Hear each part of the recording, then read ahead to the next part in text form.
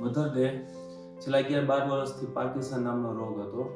એ રોગમાં એમને ઘણું બધું પ્રોબ્લેમ પડતો હતો, ચાલવામાં, પછી તે ભૂલી જતા હતા અને એના શરીરમાં ઝઘડાપણું આવી જતું હતું. એમની હાથે કોઈ પણ જાતનું કામ નહોતા કરી શકતા અને જ્યારે એ ચાલે તો તેનું બેલેન્સિંગ વયું જતું હતું. છેલ્લા અમે 3-4 વર્ષથી ડૉક્ટર હેલી મેડમ સ્ટર્લિંગ હોસ્પિટલમાં અમે એમને બતાવતા હતા. એમની ટ્રીટમેન્ટ ચાલતી હતી.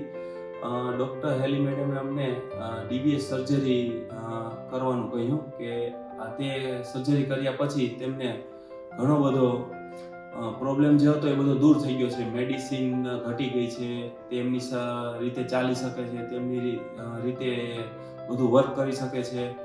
એમને કોઈ પણ જાતનો એવો પ્રોબ્લેમ નથી કે જે સર્જરી પહેલાં થતો હતો. તો આ સર્જરી અમે અમદાવાદમાં સ્ટર્લિંગ હોસ્પિટલમાં ડૉક્ટર હેલી મેડમ ના અંડરમાં કરાવેલી છે આ સર્જરી. મિત્રો, પાર્કિન્સનથી ગભરાવાની જરૂર નથી. જરૂર છે યોગ્ય તકેદારી રાખવાની અને યોગ્ય સમયે સારવારની. આમાં રોગમાં અમુક વર્ષથી વધારે વર્ષ વીતે, જેમ કે 5 વર્ષથી વધુ થાય ત્યારે દર્દીને ડિસ્કાઇનેઝિયા થાય, જેમાં એક્સ્ટ્રા મૂવમેન્ટ્સ થતી હોય છે, મોટર ફ્લક્ચ્યુએશન્સ આવે કે જેમાં પાવર દવાનો વહેલો જતો રહેતો હોય છે, જેને અનપ્રિડિક્ટેબલ ઓફ કહેવાય.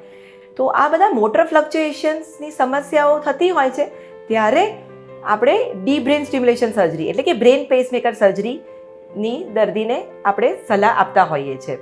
આવા જ એક વોરિયરની વાત કરું તો પાર્કિન્સન્સનું એક વોરિયર હિનાબેન લુંભાણી કે જેમને આ રોગ લગભગ 2011થી હતો, તે અમારી પાસે આવ્યા અને એમને પણ આ જ બધી મોટર ફ્લક્ચ્યુએશન, પાવર વહેલો જતો રહે, ડિસ્કાઇનેઝિયાસ થઈ જાય અને એ બધા સિમ્ટમ્સ હતા અને દવા લેવા છતાં પણ એમને દવાની અસર વહેલી જતી રહેતી હતી.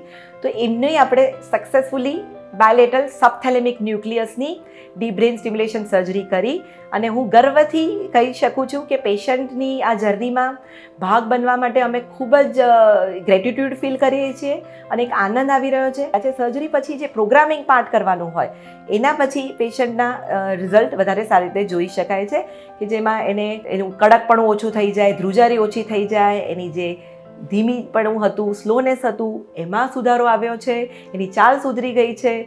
એટલે આ એક ખૂબ જ સુંદર સર્જરી છે કે જેનાથી પેશન્ટની ક્વોલિટી ઓફ લાઈફ સુધારી શકાય છે. મેં હેલી મેડમને આગળ ટ્રીટમેન્ટ કરાવી. મને એણે કીધું તમને પાર્કિન્સન ઓલું છે રોગ, એમાંથી ધીરે ધીરે એણે સજેશન આપ્યું કે તમે એકવાર